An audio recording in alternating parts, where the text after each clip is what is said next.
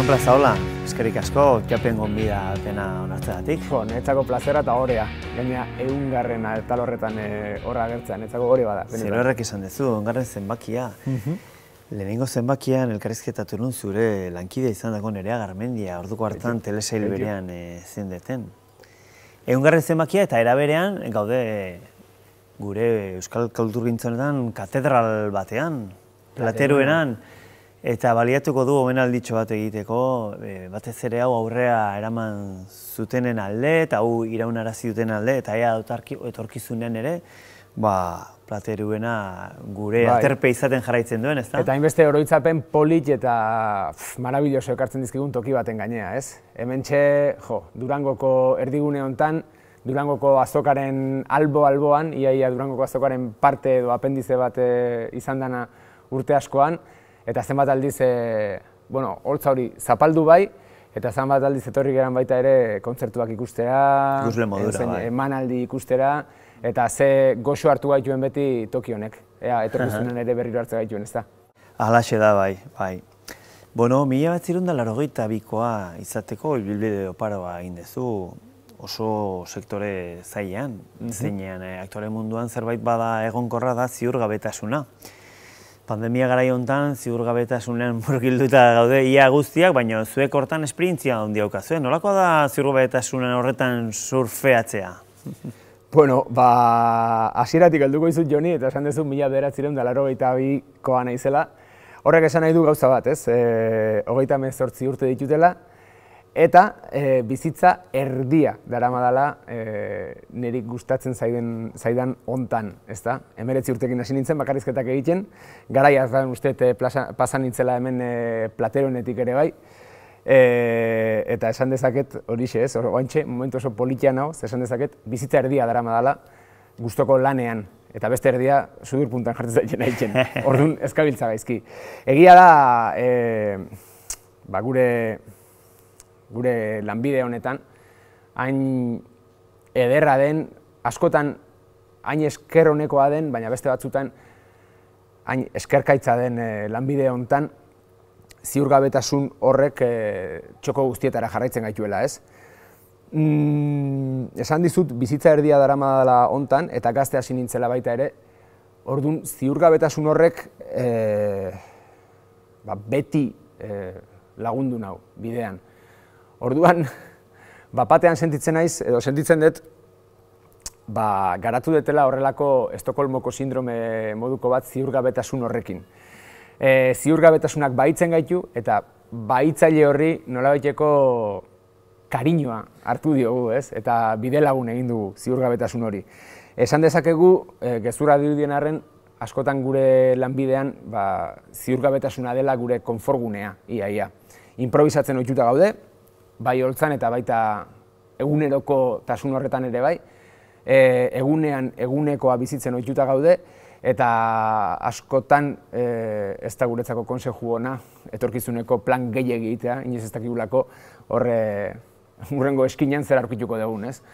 Baina egia da, ziurgabetasun hori oain asko pixka bat zorroztu dela, ze oain ziurgabetasuna non nahi dago. Zabaldu da erabat. Hori da, gizarte osora zabaldu da, eta guk olatu hori surfeatzen baldin badakigu ere, nabari da jendearengan eta gizartean orokorrean ziurgabetasun hori badagoela, eta horrek askotan gauzak kontrolpean ez ditugula edo sentitze horrek askotan bildurra sortzen digu. Uste dut ondo engo litzatekela denontzako baita ere, arnasa hartu, begiratzea ingurura eta elkarri lagunduz edo pixka bat ziurgabetasun horiek eta bildur horiek edo danok denon artean pixka bat lagunduz eta lausotzen joatea. Bai, eta gainera, behar bada jendeak espero du ja zu hemen zerbait barregarria eta irrigarria esatea, baina jarraitu nahi pixka bat, El Periodiko Kataluniako egunkarian, uste iazko udaberrian edo intzituten elkarrizketa batean, Kataluniako egoera politikoari buruz, edo pandemia izan diteke nolabait, han bizizuten egoeraren inguruan intzituten galdera baten arira erantzun zenuen, jendeak bere bizitzarekin aurrera jarraitu behar du. eta umorea oskura izanez gero, umorez bizi dadila, ez? Txarrenean ere, heldu diezaiogun aldarte honari, ez? Nolabait? Bai, niretzako umorea ez da lanbide soila, ez? Umorea bizitzeko era bat da, eta bizitzari begiratzeko era bat, jarrera bat da.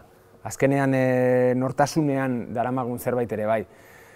Umorea gauza oso berezia da.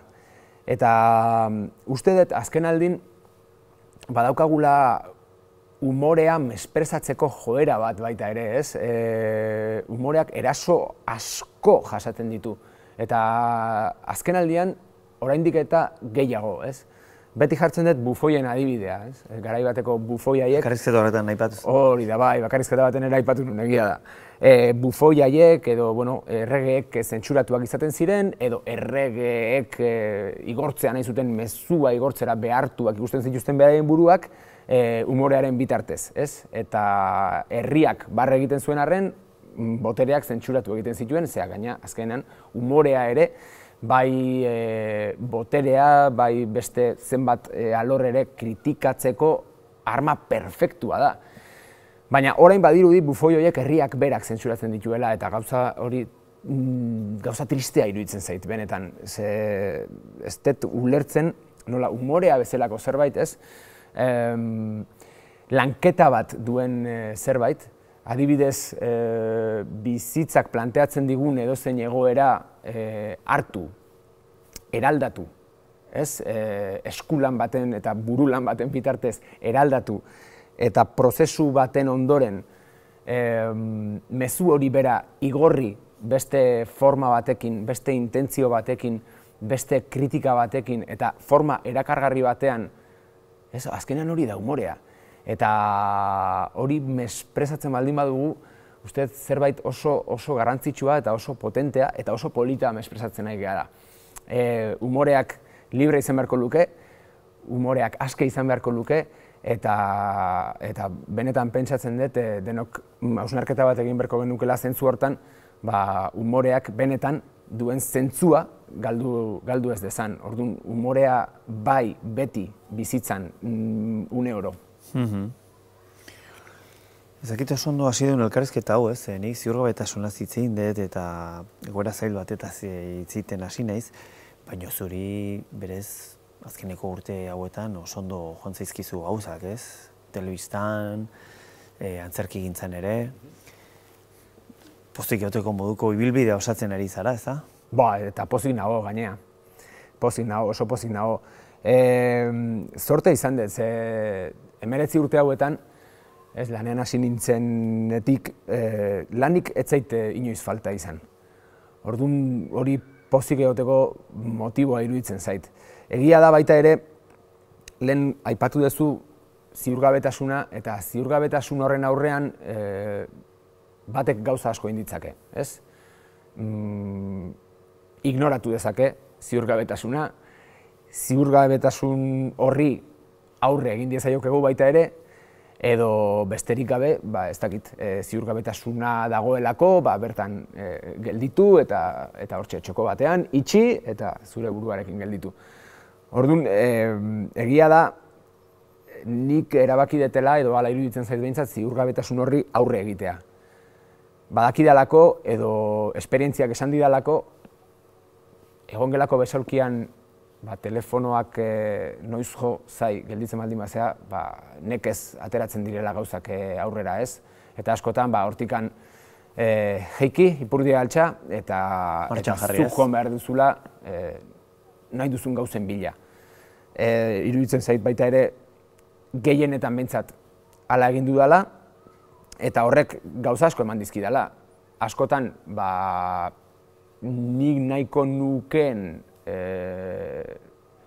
gauzetan ibiltzea, eta hori oso garrantzitsua iruditzen zait, ze esaten den bezala gustoko tokian aldaparik ez, baina gainera zu juten baldin bazea bila, zure apisonadorarekin dana lautu egiten duzu, ez? Eta niri gustatzen zait behintzat, nik nahi dudan horren alde borroka egitea edo helburu bezala jartzea, nik nahi dudan zerbaitetan ibiltzea.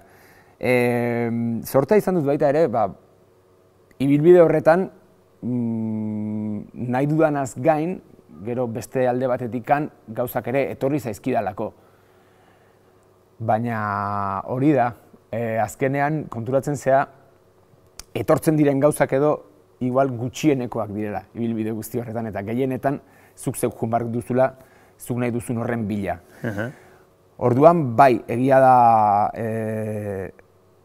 profesionalki ondo doakidala, bizitzan ere ez dakat inongo kejarik, zoriontsu naiz, egia esan, eta aurrerantzean ere, badakidala, nik zeo zer nahi baldin badut, altxa eta bila joan beharko dudala. Eta horrek askotan bertigo pixkat ere sor badezake ere eske hori da benetan bizipoza eta adrenalina ematen diguna. Ez gustatu egiten zaigu adrenalina hori sentitzea, gustatu egiten zaigu etengabe hortxe alambrean ekilibrioak egiten gabiltzala sentitzea, eta askotan ere horrek askoz ere pitirriago jartzen gaitu azpian sarerik ez duzula jakiten duzunean.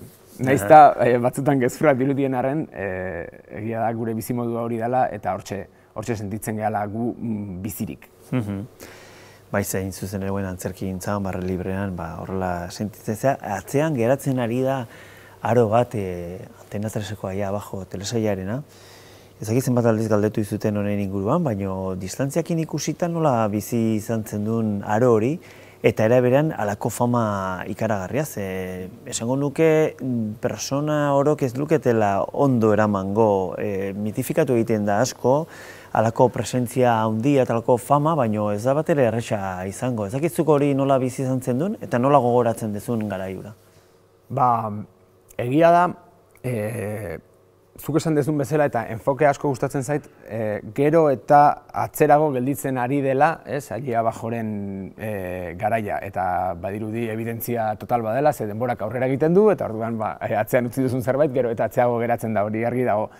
Baina beti galdetu izan diot nire buruari, bukatu genuenetik ere noiz izango nuen denbora baita ere geratu, atzera begiratu eta konklusioak ateratzeko. Eta esango nuke orain azkeneko aldi hontan edo hori gertatzen ari zaidala, badaukat orain zerrekin alderatu, zerrekin konparatu. Ja, behin ura bukatu, beste proiektu batzuk agertu dira bidean, eta orain gainera bai barre librearekin, bai antzeslanekin hain gustora sentitzen ari naizen momentu honetan, badaukat zerrekin ondo konparatu. Alia Bajoren garaia, maitasun handiarekin gogoratzen dut, 5 urte izan dira, egia da, agian ez nuela espero alde hortatik, horrela, ez dakit, estatu mailan edo horrelako... Audientzia handien aurrean, Bai, audientzia handiena edo proiektu, estatu mailako proiektu batean edo oin arteko proiektu handienak horrelako jarraipena izango zuenik, jarraipena emango zidanik askotan, proiektu txiki askotan egon gara, denbora urriagoan, eta batean proiekturik handienak eman dit jarraipenik handiena denboran zehar behintzat. Ez nuen halakorik espero. Eta ez nuen espero ez da ere izan duen reperkusioa eta izan den eskaparatea. Azkenean estatu mailako proiektu batek ematen dizuna da sekulako eskaparatea. Alia Bajoko aste batek edo aste bateko emisioak ematen zizun adibidez 3 milioitik gorako ikusle kopurua. Zenbat antzezpen, zenbat funtzio egin behar dituzu 3 milioira iristeko. Zenbat bizitza behar dituzu igual 3 milioi zehara iristeko. Horrek ematen dizuna hori da, bisibilitatea, kristona. Eta fama, fama, bai, ezaguna egiten zea. Egia da, barrutikan sentituta, horrek askoz ere garrantzi gutxiago duela, jendeak pentsatzen duena baino, jendek galdera hori sarritan egiten dit. Zemuz daramazu hori, kalean ezagutzea, eta bestea. Egia esan, arek reperkusio handia izan zuen, eta inoiz baino gehiago sentitu nun kalearen berotasuna. Eta berotasuna diot ze, oso modu honean erreakzionatu du jendeak proiektu horren aurrean edo proiektu horrek izan duen edo hori sentitu dugu behintzat kalean, ez? Jendea orokorrean oso modu honean etorri zait beti, eta egia da, hor badagoela gauza bat, oso normala eta oso polita dena, ze jendeak azkenean zure lanagatik ezagutzen zaitu, ez? Nik beti esan dut famatuak diela, igual gehiago, etxe batean 2 hilabetez kamaraz beteta entzerratu eta edo irla batera famaren bila joaten direnak, ez? Horrelako realititan eta horrelako gauzetan. Orduan, ez da berdina, zure lanagatik edo lortzen duzun ospea edo fama edo zure lanagatik ezagun egitea edo zure bizitza saltzeagatik ezagun egitea. Diferentzia erra da. Bai, arraz desberdinak dira, ez? Arraz desberdinak dira. Zortez, guri lehenengo hori tokatu zaigu, ez? Gure lanagatik edo lortu dugu ezagune izatea, eta hori harro egoteko motiboa da, oso politia da azkenean, ez? Baina nik uste dut eman berzaiola dauken garrantzia, ez gehiotaz gutxillo. Ez dauka zean, dirik nire bizitza ez da ezertan aldatu, ez, horregatik. Eta, Jon, hain ondo joakizula zeatik tematzen zea zu Doniño horrezekin da galtzailekin, ze guain kateatu dituzu jarraian, ez, losers eta irabazi, ez? Eta tematika hortan doa, ez? Gizon arrunta, persona arrunta, sekula inork ezer irabazi ez duna, ez? Bai, iruditzen zait, ez? Bizitza honetan asko tematzen gea, edo gizartea asko tematzen da, irabazleak eta galtzaileak izendatzen, ez? Hor, Beti Muganen abesti baten esaten du, nork demontrek izendatu gaitu galtzaileak, ez? Zein dauka boterea galtzaileak eta irabazleak izendatzeko? Zer da galtzea, zer da irabaztea? Gaia bera erakargarria iruditzen zait, baina benetan erakargarria iruditzen zaidana da galtzaile bezala ezagutzen dugunaren barrena. Nire usteet, galtzailearen barrena askoz ere aberatsagoa dela irabazlearen barrena baino. Etengabe bilaketa hortan aritu beharra, etengabe bere kuestionatzen ibili behar hori, ez? Jeinu handienek esaten dute, ez? Etengabe kuestionatu beharko genukela gertatzen den guztia. Zergatik botatzen dizkiguten guztiak dira egi borobilak eta ez dago beste ezer atzean, ez? Ze gehiago dago, kuriosidadea, kuestionatzea, ez dakit, nik uste galtzailearen bizitzak badaukala etengabeko bilaketa hori, eta nahi gustatu egiten zait baita ere, etengabe bilatzea, eta bide horretan porrotak jasoko ditugu, asko, gu sortzaile garenok ere, beti esaten dut bizi gehala etengabeko frustrazio positibo deitzen diot nik batean, ez? Zerbait egin, eta hurrengo egunean egin duzun hori begiratu, eta iruditzen zaizu beste modu batera egin beharko zenukela. Eta nik uste hori guztiz positiboa dela. Ez dago, niretzat garaipen batean edo hortxe behin zerbait irabazi eta hor geratzea, baina gauza ez dakit sinpleagorik edo sinzorroagorik, ez?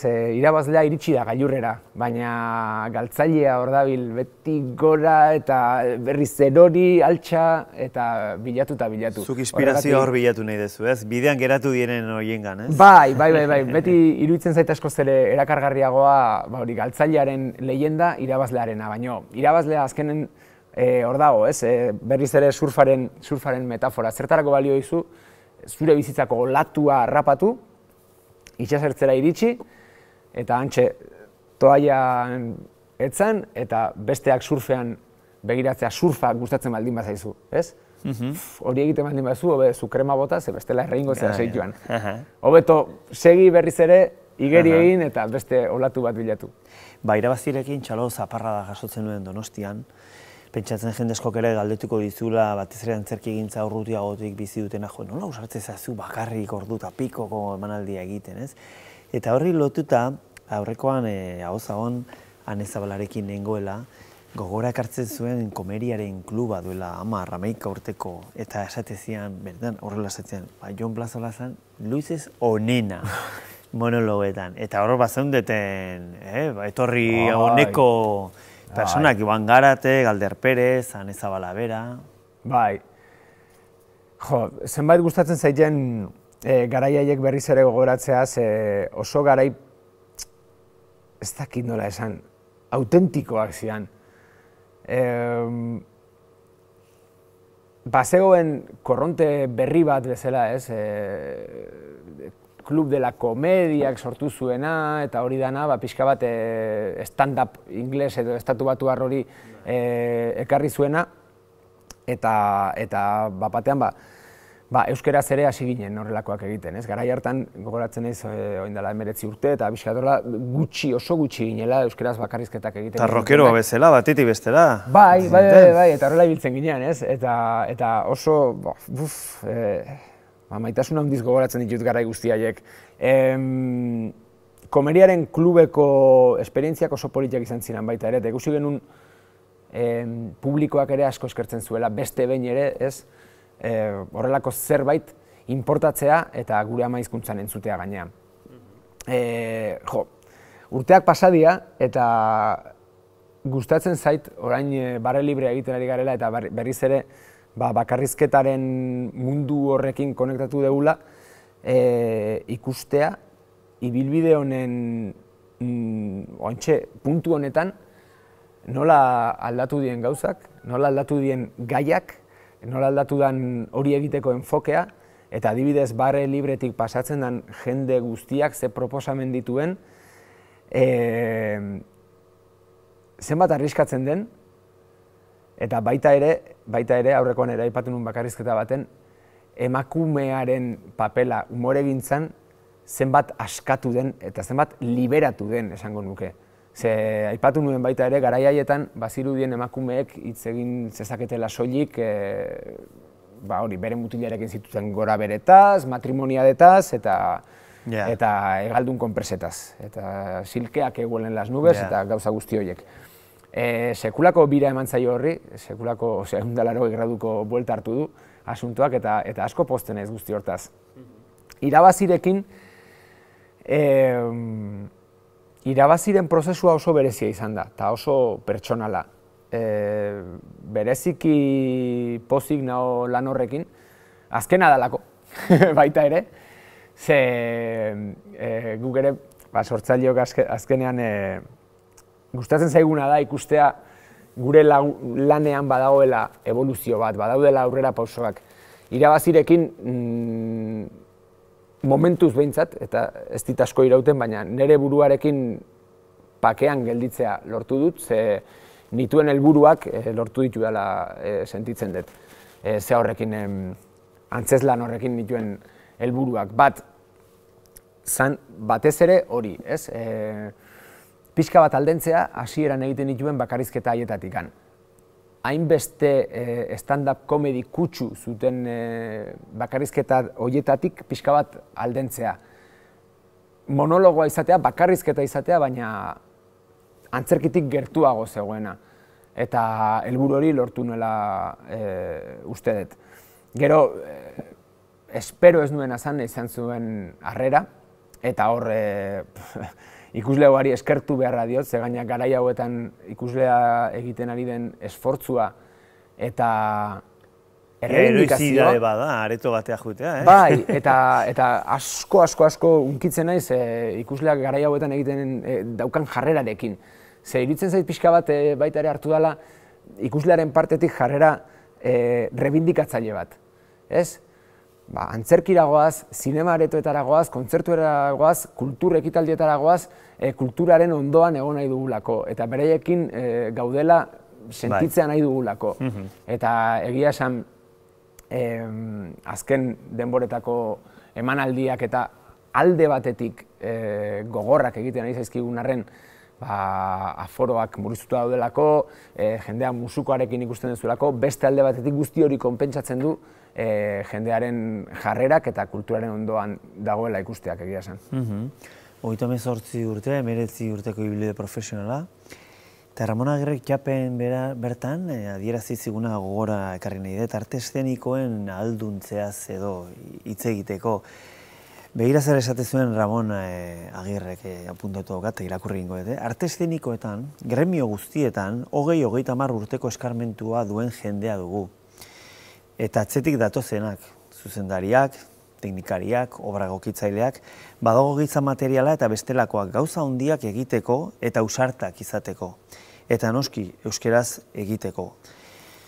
Horri buruz hitzein dugu elkarrizketa honetan, eta arrazoia eman bartzaio. Hemen oso profesional ona ditugu eta sinestu behar dugu euskeraz ere gauza handiak egin daitezkela. Eta zer gauza hobea, baino fikzioarekin edo monologoekin, barra librearekin, jendea ETB baten aurren xeri zai egotea baino, ez da? Bai, lehenengo eta baina aipatu beharra dago Ramon Agirrek zerbait esaten duenean, entzun bezaiola. Eta, bueno, hortxe, muga nau, 19 urte dara matzat, Ramonen gremioan sartzeko, hortxe, Ramon taldean, hori da, bai. Ez, ni ustez arrazoi handiz betetako hitzak dira horiek, Ramonek botatzen ditunak, eta egia da, batez ere, ausartak izate horrekin geldituko nintzake, ez? Ausartak izan behar dugu, eta askotan, sinistu behar dugu.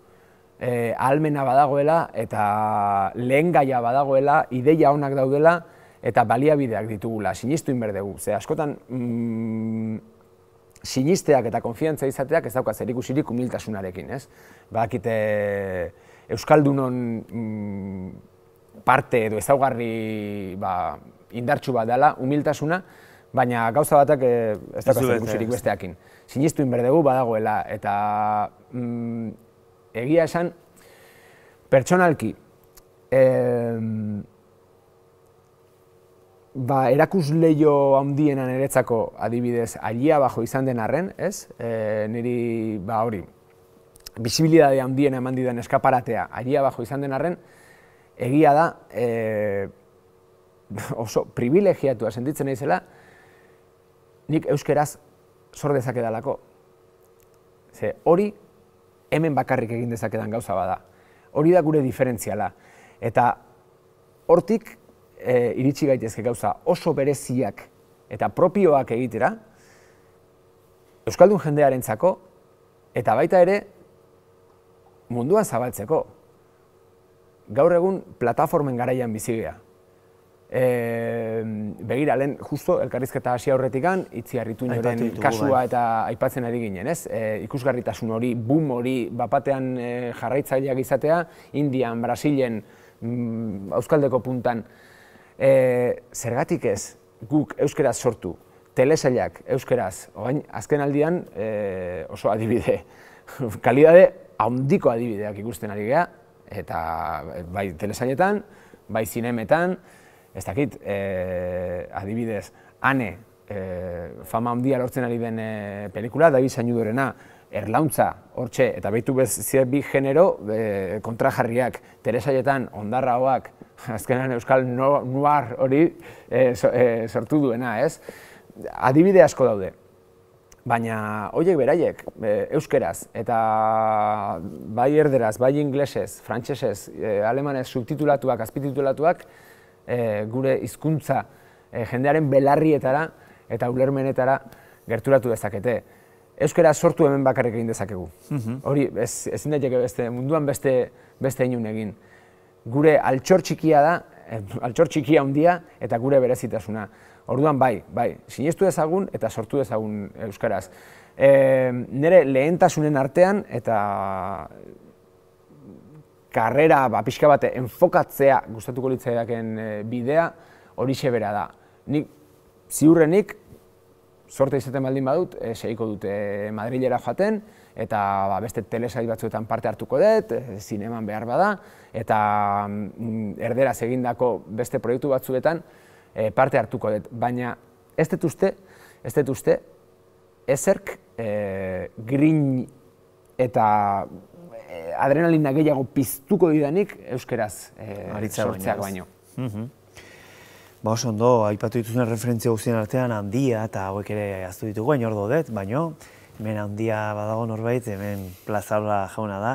Begira, galdeketa erdia egin dugu, beste elkarrizketa oso bat egiteko dauko, behar bada txapen 200 zenbakirako dituko zaitugu. Hitz hartu dute. Hori da, egongo da zer egizeina, egongo da.